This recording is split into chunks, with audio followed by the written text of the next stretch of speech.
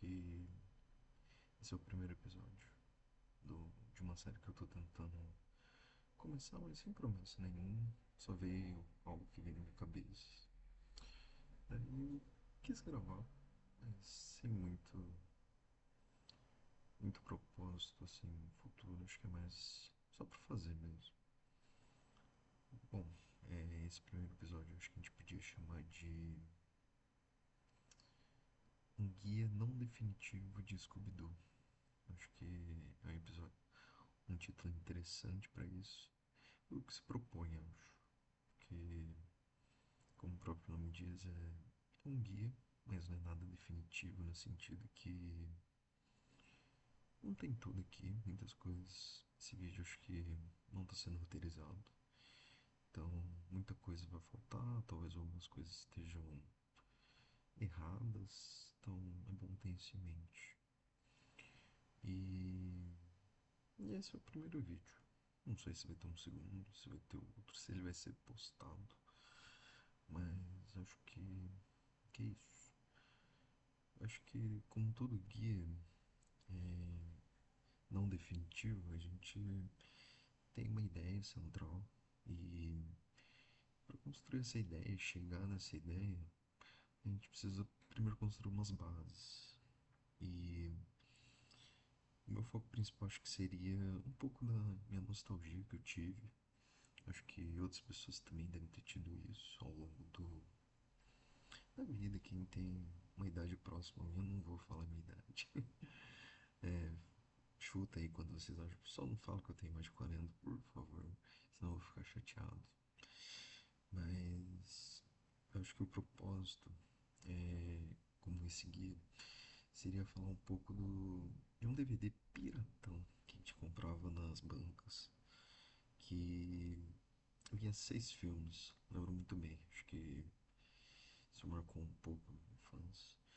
E eram 6 filmes, por assim dizer, em um DVD, isso que é maravilhoso. Mas, voltando, os 6 eram Scooby-Doo Aloha, caso vocês não conheçam, é um filme muito bom. O segundo era Caçada Virtual. O terceiro, se eu não me falha a memória, eu tô falando em ordem, como que ele estava distribuído, tá? Não ordem cronológica nesse momento. O terceiro seria Ilha dos Zumbis, o 1, que a gente vai aprofundar bastante nele. Aprofundar bastante, sim. Vamos deixar fluir. O terceiro, não, o terceiro não, perdão. O quarto filme, ele, se eu não me engano, é A Bruxa. Eu agora não me veio a memória. Eu também não vou pesquisar agora, mas é da Bruxa, um filmaço também. E os dois últimos seriam os dois live actions clássicos, Scooby-Doo 1 e o Scooby-Doo 2, da primeira geração mesmo. Tem duas pra cá, você não sabe, tem 4 filmes, assim, por assim dizer. Tem outros, mas tem 4 mais clássicos, por assim dizer. Os dois da primeira geração, os dois da nova, que não é tão nova, mas pra mim era novo, né? Enfim, como eu disse, a gente vai aprofundar um pouco nisso, mas acho que antes de entrar nisso, para mostrar o quão bom é interessante pensar de onde que surgiu, né? Quando que surgiu? Bom, o primeiro episódio em si do Scooby-Doo foi em 1969, para quem não sabe, e acredito que muita gente não saiba disso, porque assim como eu, deve ter assistido na TV aberta, é, um episódio ou outro, e como a gente é criança, a gente assiste aquilo lá e fala, é novo, novo, e não era. Eu assisti a qualidade, às vezes quando a gente é mais novo, a gente não tem essa noção de quando que foi feito, mas ele é de 1969. Mas passava na TV, eu achava que era novo, não entendia muito bem, porque simultaneamente a isso passava, só pra voltar, o de 1969 chama Scooby-Doo, Cadê Você? Ele, se eu não me engano, ele tem 2 a 3 temporadas. É uma introdução mesmo, da criação das bases, fez muito sucesso na época, não é à toa que até hoje, 2026, ainda se fala, ainda se cria novos. Então, querendo ou não, é um grande fenômeno. E para entender o que surgiu depois disso, é sempre importante entender a base. Eu não vou me aprofundar em tantos episódios, acho que eu vou comentar mais o primeiro episódio, que é como que surgiu isso, né? Só para dar uma introdução mesmo. Bom, eu acho que eu não vou colocar imagens, porque eu tô com preguiça. Mas depois vocês pesquisem. E o interessante é que essa primeira abordagem, apesar dela ser introdutória, apesar dela ser, por assim dizer, a estreia, o cenário é bem diferente dos outros Scoops.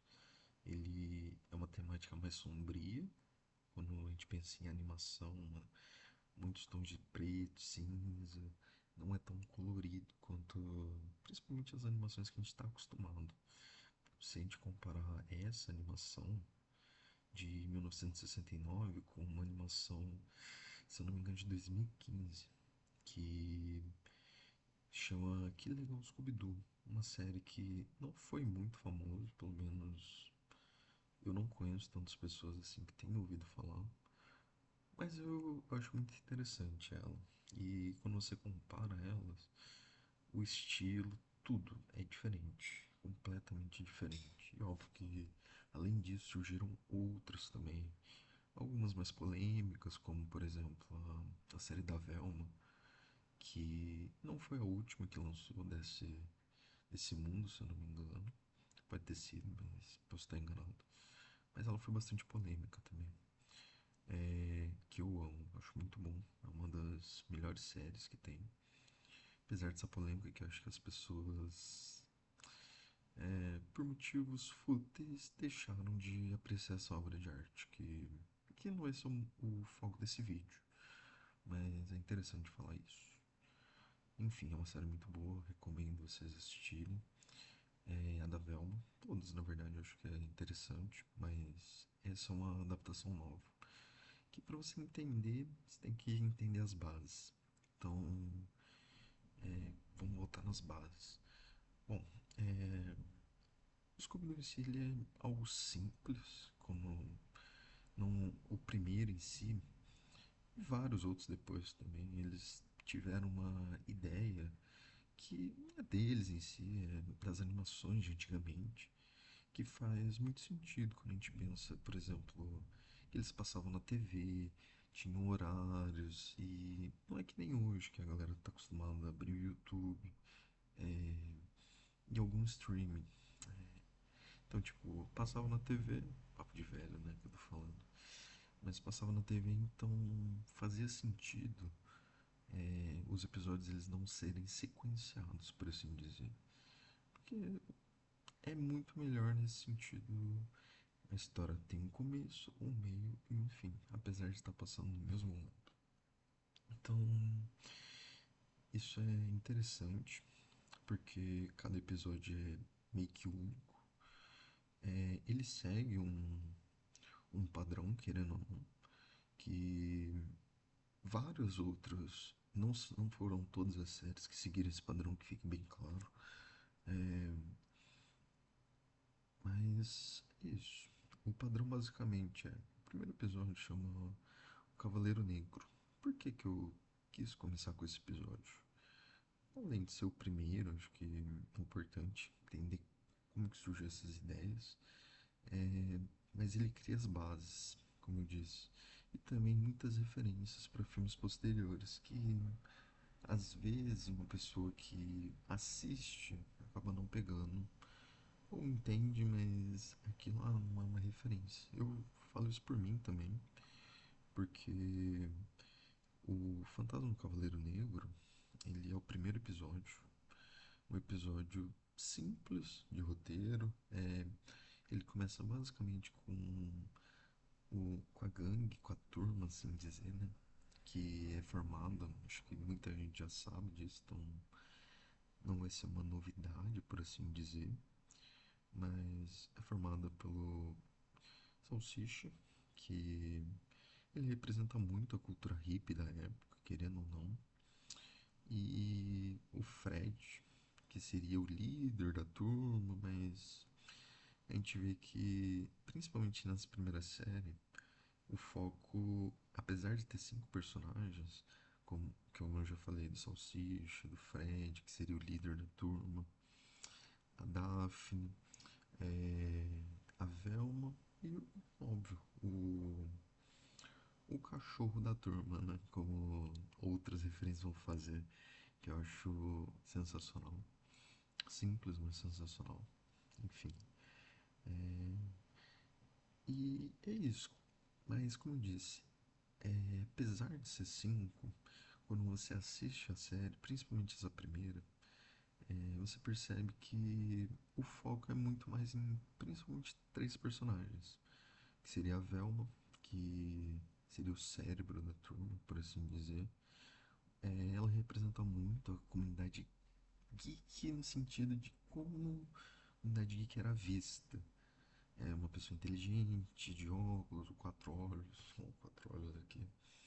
Mas é muito simbólico isso. São uns arquétipos que começam e fazem muito sentido até nas versões posteriores. Mas como eu disse, a temática em si é simples. Como todo mundo sabe, acredito que todo mundo sabe. a- Praticamente todos, precisamos dizer todos, a temática é mistério. É, e nesse não poderia ser diferente, né? Porque é a origem disso. Então, o fantasma do Cavaleiro Negro é o primeiro monstro que a turma tenta desvendar esse mistério, que inicialmente começa numa floresta escura, num ambiente bem escuro, e tal Salsicha e o Scooby. Daí tem a questão que a armadura do cavaleiro ela some. Daí esse é o começo do mistério. E por que eu tô falando isso? Porque toda vez ele começa com um monstro, tem vários, e isso eu acho bastante legal. Alguns são bem marcantes para ao longo da série em si, porque eles se repetem, mas não na própria em si, mas em outras como referência. Mas basicamente existe uma cidade e a turma ela viaja na máquina de mistério e vai indo de cidade em cidade. Algumas cidades bastante abandonadas. Como eu disse, uma temática muito dark, por assim dizer. Mais sombria, mas não é sombria. Porque é isso. É sombria, mas não é sombria. É, mas enfim. Daí, basicamente é isso. Eles vão de cidade em cidade, encontram os monstros e tentam solucionar o mistério. Várias vezes, como vocês vão ver, quando você olha um pouco mais aprofundado, você percebe que geralmente é tudo dinheiro. Os vilões, que não são monstros, isso não é spoiler, geralmente eles. O motivo deles não é. São coisas simples, que no sentido assim, é dinheiro, basicamente. É uma mina de ouro, um tesouro escondido, uma cidade que eles querem. Então, basicamente é isso. É algo bem simples, a motivação desses personagens. E uma coisa que é interessante, por isso que eu estou voltando nessa referência, justamente por isso. Porque nas duas temporadas dessa primeira série, os monstros não são monstros. São sempre pessoas disfarçadas de monstros. Por que que isso é interessante? Porque lembra que eu falei que isso criou as bases da turma do Scooby-Doo? Então, daí é que tá. É, surgiram outras séries. É, como eu disse, nessa primeira, apesar de ter cinco integrantes, o foco sempre foi mais o Salsicha, o Scooby e um pouco até a Velma. Então, Daphne e Fred não tem um grau de aprofundamento tão grande. Aí que surge até alguns memes que é, o Fred, a Daphne, ele some pelo mistério inteiro e só aparece. A Daphne é capturada. Isso é um ponto interessante, porque vários episódios ela é capturada pelo monstro. E a turma acaba ajudando ela. É, então isso é interessante porque, que lembra que eu falei logo no começo do vídeo que dos 6 filmes, eu não vou detalhar todos aqui porque senão vira um vídeo muito grande e tem pessoas muito melhores do que eu para falar isso. Mas é interessante que o primeiro live action que foi feito é o Scooby-Doo na ilha. Na ilha, agora esqueci. Mas é o que eles vão na ilha.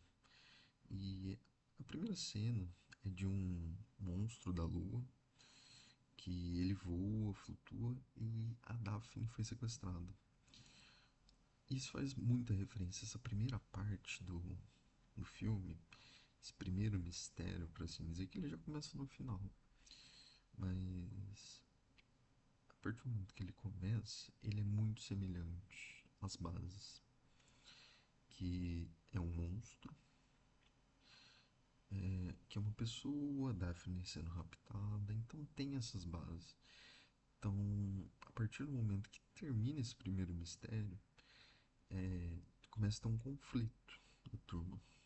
Então, esse conflito ocorre com a separação da turma por vários motivos, que no sentido que a Daphne é sempre capturada, ela não é valorizada. Quem resolve o mistério na prática é a Velma, mas quem recebe o crédito é o Fredão, por assim dizer. E a turma se separa. Então é interessante entender essas bases, porque o primeiro filme, live action mesmo, ele brinca com essas bases de mostrar que não é que os monstros. O primeiro monstro é uma pessoa, ele pega esse estereótipo do Salsicha Scooby medrosos, é, a Daphne não, a Velma não recebendo o crédito e a Daphne sendo sequestrada. E o Fradão, né? Enfim, como eu disse, eu não vou me aprofundar muito, mas só para vocês terem uma noção de como que as obras posteriores pegam muito dessa base. Outro ponto que é muito interessante é, como eu disse, até então não tinha tantos filmes tão importantes, por assim dizer. Existiam algumas obras que eu nem vou pontuar muito aqui porque não são tão boas. E essa história, hoje que produz coisa ruim, mentira. Que tem muita coisa ruim que foi produzida pelo nome Scooby-Doo. E. Mas enfim, isso acho que é papo para outro vídeo. Enfim, onde que eu tava? Tava falando das bases. Como eu disse, a primeira série, ela tem 2 temporadas, se não me engano. Acho que uns 50 episódios. Depois eu não vou confirmar, mas é muito episódio. E segue essa estrutura. A turma chegando numa cidade, aí tem um mistério, um monstro que tá amaldiçoando. E no fim eles descobrem que sempre é um cara mascarado. Pelos motivos que eu já falei. E tendo isso, você percebe que ele fica repetitivo nesse sentido, mas é uma estrutura. E estruturas muitas vezes funcionam, dão cara para isso. Só que às vezes a gente tem que inovar. E aí que vem uma grande inovação que, pelo menos eu acho sensacional. Tipo, teve as outras séries que tentaram inovar, fazer coisas diferentes, mas não foram tão bons.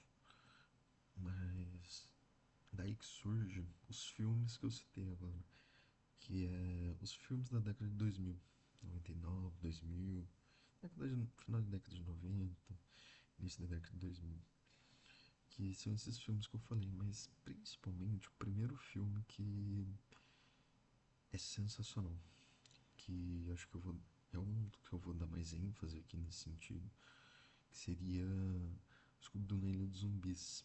Por quê?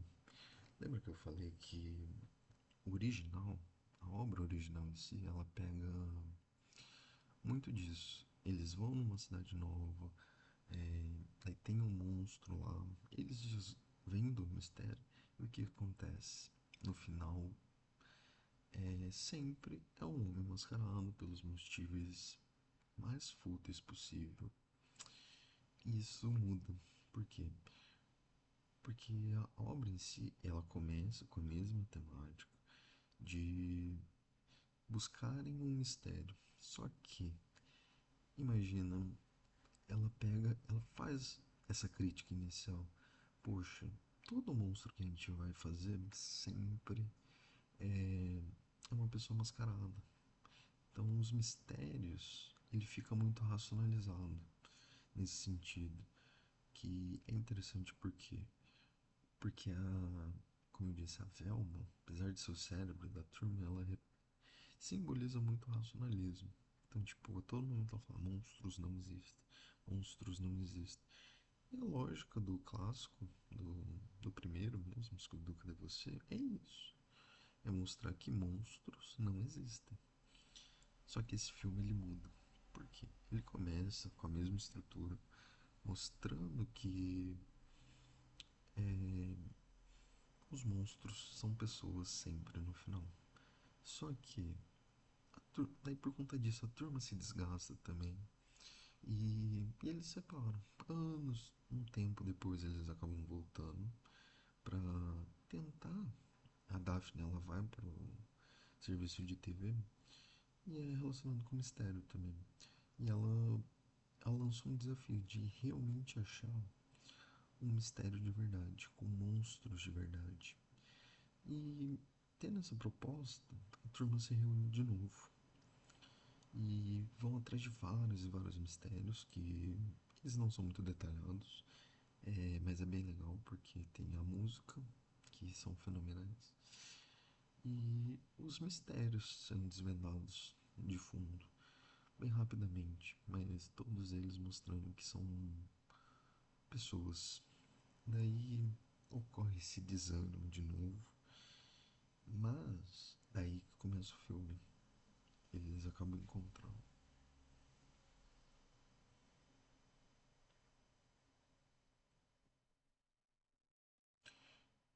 Voltando. É, mas daí que começa o filme. Eles acabam encontrando uma bela de uma moça animada e fala que eles vivem na Ilha Muscar. E lá, realmente, segundo ela, existe fantasmas. Fantasmas de verdade. A turma fica bastante animada para conhecer essa Ilha Muscar. Só que, como a própria série original e o próprio início do filme tenta nos induzir a isso, falando fantasmas não existem, monstros não existem, são só pessoas, ele inverte. Porque no meio do filme, a grande sacada desse filme é isso. A série inteira basicamente foi baseada monstros não existem, monstros não existem. Mas ela inverte, porque até a metade do filme a gente fica assim, monstros não existem. Junto com a turma mesmo. Só que eles descobrem que realmente essa ilha é amaldiçoada por dois grupos. Os zumbis, por isso o nome, a Ilha dos Zumbis, e uma espécie de deusas, gatos, que eu não vou dar tanto spoiler, apesar de não ser spoiler, mas enfim, no fim, realmente os zumbis eram de verdade. Eles eram amaldiçoados por essas deusas. Então, apesar de ser simples, quando a gente olha agora, anos depois, é genial, porque foram anos e anos e anos sempre na mesma tecla de uma cidade nova, um mistério novo, mas no final eram sempre pessoas desmascaradas. E nessa não. Existe uma pessoa desmascarada, por assim dizer, porque eles desmascaram o vilão, mas os monstros são reais. E ele volta muito nessa temática porque ele é um filme o que contribuiu muito é porque ele foi lançado em VHS. Caso não sabe, eu não assisti em VHS, assisti em DVDs ao Piratão, mas ele foi lançado inicialmente em VHS. Daí a proposta dele é fazer mais um filme um pouco mais sombrio. Você percebe que as cores são menos claras, são tem um sombreamento mais forte. Então isso é muito interessante. Como eu disse, quando a gente assiste anos depois, a gente já está acostumado, fala, normal. Mas pra época foi assim, revolucionário. Porque os filmes seguintes, alguns deles eles seguem essa temática. Um filme que é lançado depois também é o da Bruxa, que também tem essa mesma ideia de monstros não são de verdade, monstros não são de verdade, são pessoas mascaradas, mas no final existe sim monstros. Só que nesse ocorre um negócio interessante, porque existem os monstros, mas mostra que pessoas também podem ser monstros. Enfim, como eu disse, eu não vou me aprofundar tanto nisso, porque esse é um vídeo incompleto. Ele foi feito para isso, mas é uma reflexão que eu faço. E espero que vocês tenham gostado. Eu acho que é isso. Não vai ter muita edição. Eu acho que eu só vou. Se eu lançar, né? Eu só vou lançar sem muita edição nem nada. Porque. Porque se eu falar que eu vou editar, eu não vou editar e esse vídeo vai ficar perdido. Então é aquilo, né? Vamos só começar. Depois a gente vê no que dá. Mas acho que é isso. Eu consegui lembrar pelo menos de dois filmes. É, eu acho que é interessante também falar sobre. Não sei se para agora, mas para outras séries que tiveram ao longo desse percurso. Um, por exemplo, que eu acho muito interessante, que é o Pequeno Scooby-Doo, que ele é antigo também. Eu não achava que ele era antigo, pelo menos quando eu era criança, porque eu assistia e pra mim era contemporâneo a mim, mas não era. E o que ele é interessante é porque ele segue um script, por assim dizer. Como ele tem vários scripts, que é muito interessante. Ele, como o próprio nome diz, é o pequeno Scooby-Doo, The Pup Name Scooby-Doo.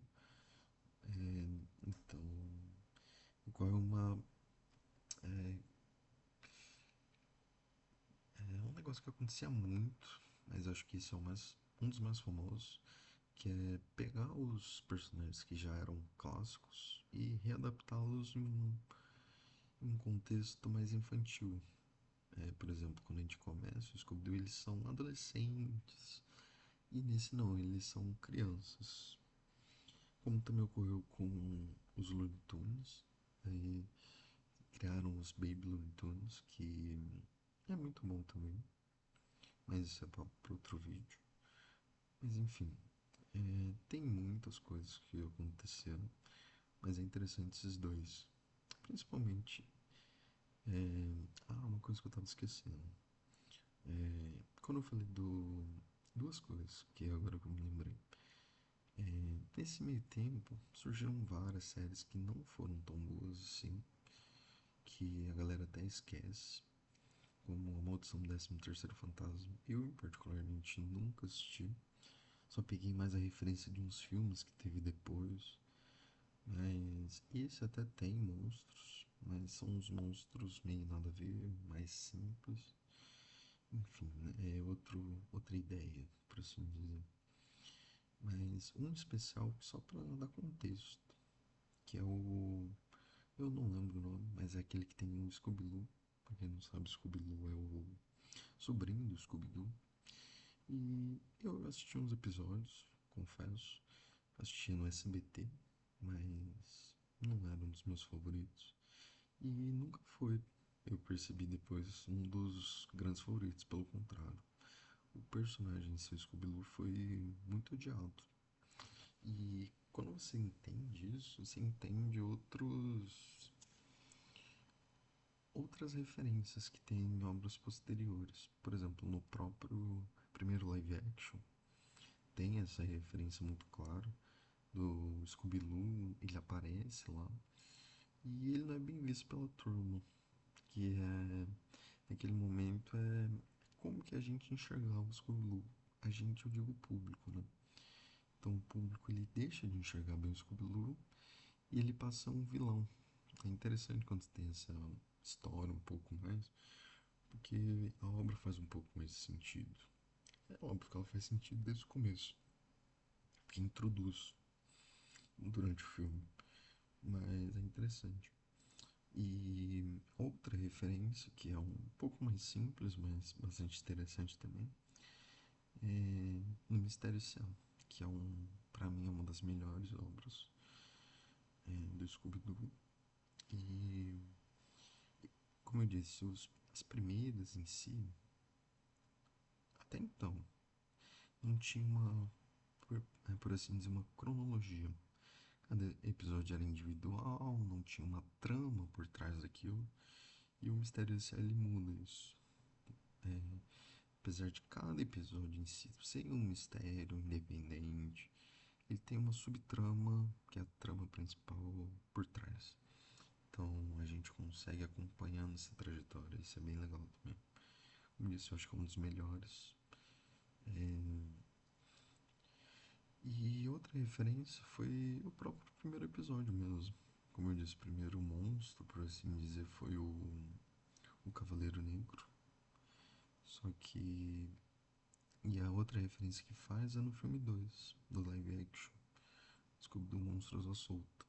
Que o primeiro, não, não é o primeiro que aparece, porque o primeiro é o Fantasma Pterodátilo, mas é um dos principais monstros, que é o Fantasma Cavaleiro Negro. Tem uma cena clássica, que é quando o Fred tá com a Daphne e eles falam, estamos desabafando. Aí chega o Cavaleiro Negro, desabafar é pra maricas. E não, eu não entendi muito bem isso, mas depois quando você assiste, você vê que uma mudança muito grande no Fred, que eu não vou aprofundar aqui agora, mas essa é uma cena que me marca muito. Principalmente depois que essa construção da masculinidade e tudo mais, ao longo do próprio filme, que pra mim é um dos melhores. Pelo menos, não em questão de qualidade, porque isso eu não, acho até difícil eu pontuar, mas questão emotiva, é um dos filmes que eu mais assisti na minha infância. Então, assim, é bom demais. Mas acho que é isso. Acho que esse é o. Tô terminando aqui o guia incompleto do Scooby-Doo. Apesar de ter tido uma longa duração aqui, falta muita informação. Mas, como eu disse, a proposta é ser um guia incompleto. Então, é isso, gente. Muito obrigado. Tchau, tchau.